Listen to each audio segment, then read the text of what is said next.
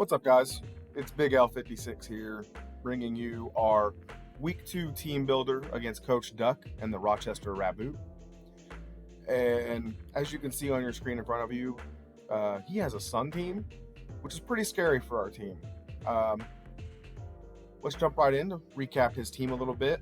First, we've got Mega Venusaur, which is always a threat, in the Sun, especially before it Mega Evolves. It can really sweep through a team with chlorophyll, and then if he needs it to be, he can run it Mega, and he can Mega Evolve it and be a really hard wall to break, even in the Sun. We got Buzzwole, which also is just really tough. It can get a couple Beast Boosts up and really tear through a team pretty easily. We've got Rotom Heat, which is my personal favorite Rotom form. The Fire Electric with Levitate makes it a lot of different ways it can be used. It can be a good defogger. It can be run offensively now that it gets Nasty Plot. Really scary. You have Milotic, which also is a tough wall to break. Just being able to stall out things with Recover. And then his two Sunsetters of Ninetales and Torkoal. And Sunsetters that fill different roles. Torkoal is usually run more defensively, and Ninetales is usually run more offensively. And with Flash Fire, it gives him a fire immunity that can also, boost his own fire attacks. Next up is Noivern, which is also a kind of a threat. Can run, fast U-turn, get a fast pivot off, good defogger with heavy-duty boots. Next is Grimmsnarl, which obviously one of the better prankster users in the game since it got introduced. Can also be run offensively. That bulk up set can be really scary, and it gets things like Drain Punch to get some health back. We have Frostlass, which is also a pretty scary mon. It can really hit things hard with Ghost and Ice Stab, and can also be run with Destiny Bond to take something down with it that his team might have a hard time beating otherwise, and it can also be a good spikes lead. Next up is Alakazam, which is my personal favorite Pokemon, has been since I was a kid. Just a really fast, really hard-hitting special attacker, and whenever it comes, you know what it's going to do. And next is Lilligant, which is basically another Sun Sweeper. I believe it has chlorophyll as well. First look at his team. One of the first things I noticed was if the Sun's not up, Scarf Noivern can really chunk my team with Hurricane. And it can outspeed Megalopany whenever it's scarfed, and it's just could be a really big problem for my team. I don't really have a lot of switch-ins to offensive Rotom Heat. I don't really have anything that wants to switch in to both of its stabs. I mean, there's not really a lot of mons period that want to switch in to both of Rotom Heat stabs. And the Venusaur non-Mega'd in the Sun is a huge issue for my team as well. But I think we came up with some pretty good sets to kind of counteract what he wants to do, and we'll see you guys at my team. Alright, so here's my team. The first mon I thought of was Meowstic. I know I kind of got a little bit of heat for drafting it, but it did some good work for me in week 1, and I'm hoping it could do some work for me in week 2 as well. It's basically the same kind of set I ran last week, just max HP, max def, with leftovers and prankster. Originally, I had Rain Dance on this set, but after talking about it with T4U, and big shout outs to him and Big Shane, apparently it's pronounced. My bad, dude, for calling you Big Show in my last video. Big shout outs to them for helping me team build again this week. They've been a huge help. They know I really want to do well this season. I haven't really had my best showings the last couple times I've participated in the WPF, and it's really important to me that I do well this season. But again, going back to the team, Meowstic with just Protect, Thunderwave, Psychic, and Substitute. This Mon's sole job is to stall out Sun turns. And if it can get a Thunder Wave off on a few things like Mega Venusaur or the Noivern, then all the better. Being able to slow those things down will be really key for me, I think. Next up is our Volcarona making its first appearance of the season. Just basic heavy-duty boots, a bulky Quiver Dance set. The 72 speed lets it outspeed max speed Noivern after I get a Quiver Dance up, which is really important because I can live a Hurricane, I can live a Draco with the bulk I have, and since I can outspeed with a Quiver Dance, I can just go for Quiver Dance the first turn against it. If it does hit a Draco or a Hurricane on me, I live it.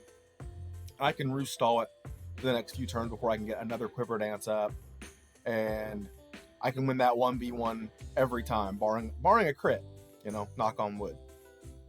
So to the set, it's just 184 HP, max special attack, 72 speed, modest, with Bug Buzz, Roost, Quiver Dance, and Psychic. Originally, I didn't even have Bug Buzz on the set. I had Substitute, but that was before transactions were announced for week 2. Originally, Duck's team didn't have the Grimmsnarl. Originally, his only Psychic Resist was the Alakazam, which he's not really going to want to switch in on this thing at first anyway. So if I have a couple Quiver Dances up, Alakazam doesn't scare me, and Psychic 2-hit KO'd him anyway.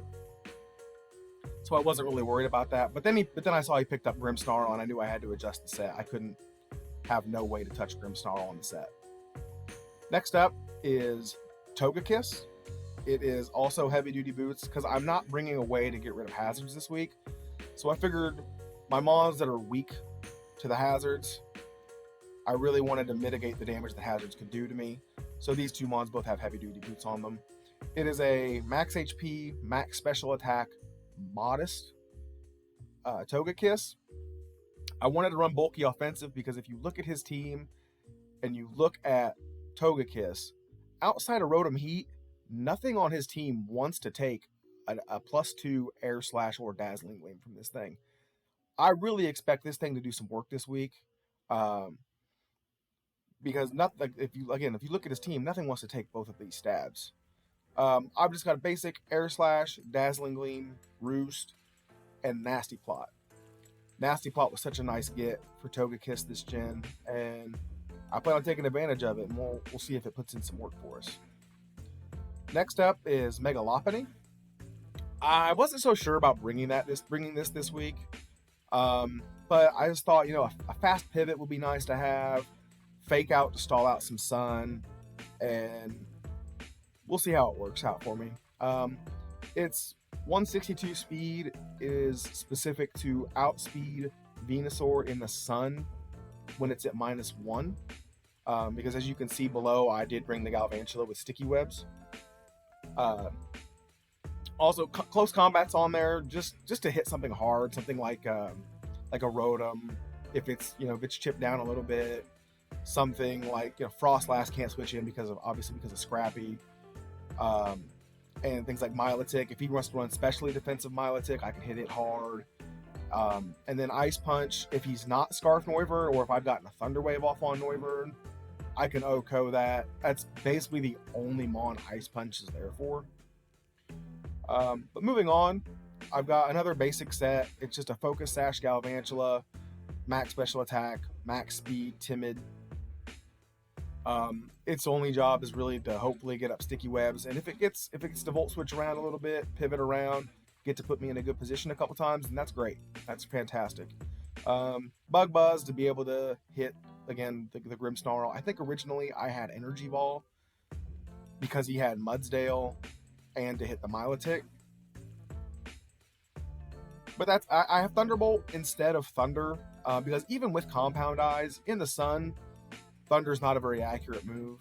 So I figured if the opportunity presented itself for Galvantula to potentially get some nice damage off, I'd rather have Thunderbolt and guarantee the hit than take the risk of missing a Thunder in the sun, even with Compound Eyes. So moving on to our last Mon, we have Choice Scarf Heatran. And this Mon, I really think this Mon's going to do a lot of work for us this week. This is the set that I am most excited about this week.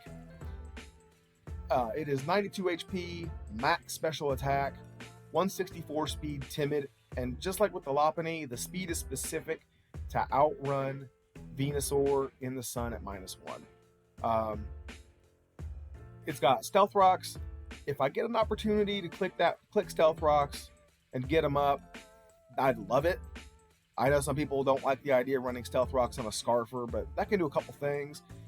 If you get them up early, you hide the fact that your Choice Scarf potentially, they can maybe think, oh, he's got Stealth Rocks, probably not Scarf, then you can surprise something later. I've got Eruption. If I'm at full HP, Eruption in the sun chunks everything on his team except for Flash Fire Ninetales, and that's very specific. He could bring it, Duck's a good battler, he's a good prepper, so I could very easily see him thinking, he could bring Ninetales with Flash Fire as a way to counter Heatran with a thing like Lava Plume or Magma Storm, but I don't think he'll expect Eruption. And then Flash Cannon, that's basically just there for Grimmsnarl. Originally, I had a different move there when I had built before the transactions went through. But Flash Cannon is just to scare off Grimmsnarl.